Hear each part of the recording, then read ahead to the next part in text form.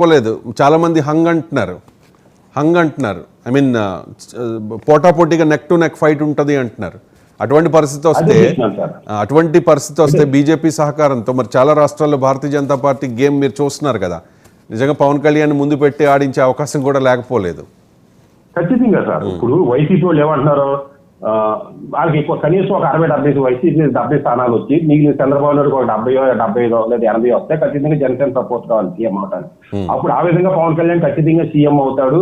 అతను ఆ విషయంలో కాంప్రమైజ్ అయ్యే ప్రసక్తి లేదు. రెండోది, గుర్తు పెట్టుకోవడం వల్ల లాభం ఏంటనే వాళ్ళకి ఏంటంటే ఒక గుర్తింపు వస్తుంది సార్. ఒక 15 స్థానాలు ఎన్నో నీకు ఒక 20 లక్షల ఓట్లు వస్తే పార్టీ గుర్తింపు వస్తుంది. ఈ గుర్తు ఏది బకెట్ ముందు, గ్లాస్ ముందు, బుట్ట ముందు అనేది కాకుండా మొదటి 4 స్థానాల్లో గ్లాస్ గుర్తు వస్తుంది, జనసేన ఉంటారు. కాబట్టి రేపు 175 స్థానాలు పోటీ చేసేటప్పుడు కన్ఫ్యూజన్ లేకుండా ఒక బీజేపీలో నేషనల్ పార్టీ మీద ఆధారపడాల్సిన అవసరం లేకుండా దాకా వెళ్లాల్సిన అవసరం ఉంటుంది. పార్టీ ఎస్టాబ్లిష్ అవుతుంది.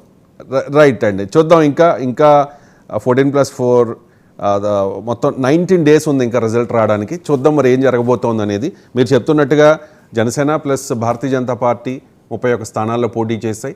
నిజంగా ఈ స్థానాల్లో గెలవగలిగితే, ఒక 25 వరకు గెలవగలిగితే, మిగిలిన టీడీపీ వైసీపీలకి ఇంచుమించుగా బ్యాలెన్స్గా సీట్స్ వస్తే కనుక పవన్ కళ్యాణ్ కింగ్ మేకర్ అయ్యే అవకాశం ఉంది. భారతీయ జనతా పార్టీ నిజంగా పవన్ కళ్యాణ్ ముందు పెట్టి, మరి చాలామంది ఆశపడుతున్నట్టు జన సైనికులు ఆయన సీఎంగా కూడా అయ్యే అవకాశం ఉంది.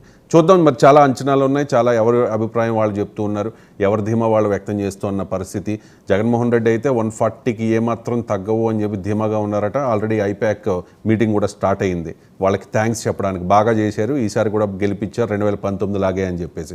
మరోవైపు కూటమి చంద్రబాబు నాయుడు కూడా అదే కాన్ఫిడెన్స్తో ఉన్నారు. చూద్దాం మరి ఏం జరగబోతోంది అనేది. అండ్ ముఖ్యంగా లేదు, టైం లేదు, నెక్స్ట్ మాట్లాడుకుందాంలేండి. ముఖ్యంగా ముద్రగడ విషయంలో దాని మీద 145 నెగ్గడం కోసమే ఐపాక్ మీటింగ్ పెట్టారా అని అనుమానాలు ప్రజల్లో ఉన్నాయి. దీని మీద కన్నేసి ఉంచాల్సిన అవసరం వ్యవస్థలకు నెగ్గడం కోసం. ఇప్పుడు అంతా అయిపోయి ఈవీఎంలలో నిక్షిప్తం అయిపోయిన తర్వాత ఇంకా చేసేది ఏముంటదండి సార్? నా మాటలో ఉన్న మీనింగ్ మీకు అర్థమైంది. మీరు చెప్పలేరు, పైకి నేను చెప్పలేను.